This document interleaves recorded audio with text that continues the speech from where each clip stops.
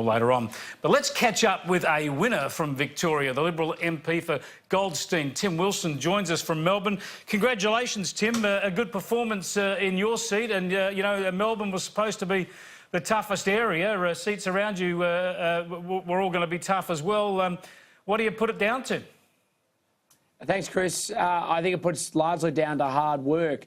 Josh Frydenberg and Kooyong worked his bum off. Katie Allen, the same, first-time candidate for the federal sphere, and worked with all those volunteers, did a fantastic job. And you can barely hear my voice because there's barely any of it left.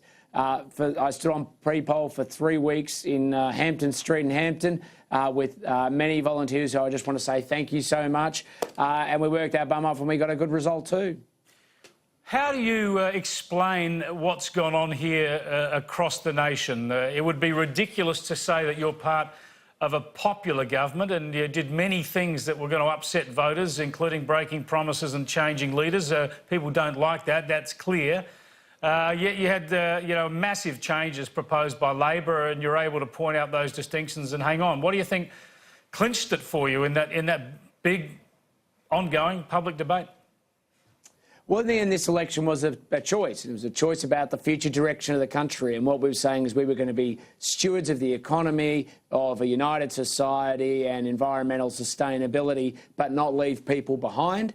And that was one approach. That was a Liberal approach. And then you had Labor, who basically wanted to impose massive new taxes. And in the end, people just completely rejected Labor's approach, particularly Australian retirees. But what I'm being told is the data showed that people over the age of 65 strongly swung against Labor because they didn't want to pay a 30% tax from their first dollar of income because it was going to have huge negative consequences. So people went, stick with the course, stick with responsibility, stick with stewarding our society. Yeah, and you led that franking credits inquiry, of course, so you played a big part in running that debate around the country. There's no doubt that that would have swung votes, but there's no doubt, it seems the bleeding obvious, doesn't it, that when you come and propose a range of new taxes, $387 billion in total over 10 years, there's going to be resistance. Certainly it was brave of Labor, but it stunned me that so many commentators seem to think that this was some bold reformist plan. It was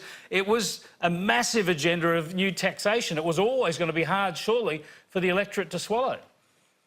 That's true, and the truth was it wasn't a reform agenda. It wasn't a tax reform agenda. It was a tax grab. Yeah, they're just after the money. They were really open about that in many of the ways they explained it. They were looking around for where they could grab some money. So, Chris, you're being polite. They held contempt for the Australian people in turning around and telling people they hadn't paid tax when they had. When anybody didn't like it, that they could vote against them. And they just thought this was a massive windfall for them, which they could then go and run this redistributive agenda. This was an election where average Australians stood up and said, yeah, right, we know we've got to contribute to government, we've got to run society, we've got to make sure we take care of it. But the idea that people in Canberra know better how to spend our money over ourselves is just ridiculous. They completely rejected the agenda, and it's a huge win, frankly, for a country built from the citizen up and from people keeping money in their pockets and deciding how to run their own lives.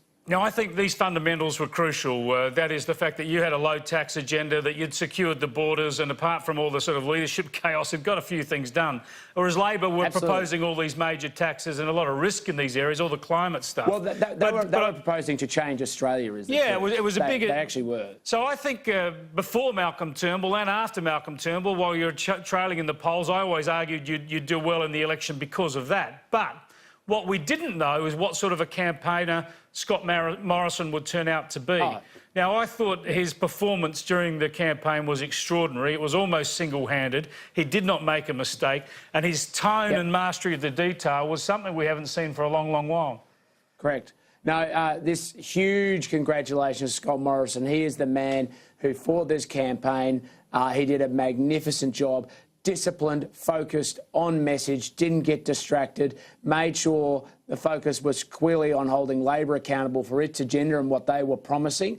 And that's why he is now a Liberal hero. And all I can do is express, and I'm sure it's shared by my colleagues, nothing but admiration for his incredible achievements. Without getting into the divisive argument of moderates versus Conservatives, and you probably want to put all that behind you as much as you can, do you think that Scott Morrison has refocused the coalition on its core values?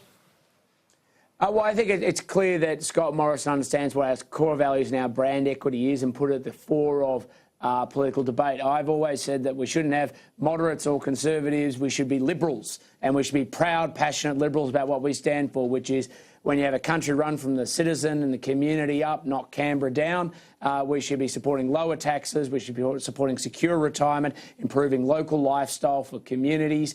And, you know, the job of the government does have a job, and it's to do things like secure borders, to make sure they're responsible delivery of social services, but not waste money, not give ourselves more power.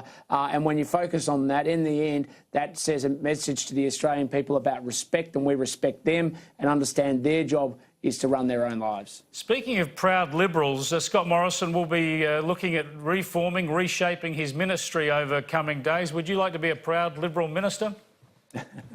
I think it'd be absurd to suggest that I wouldn't, but that is a decision solely for the Prime Minister. He has the authority to decide the type of government that he wants to lead, and I think at every point he's shown exceptional judgment, and so I will simply trust his judgment if he thinks there's a role for me in that.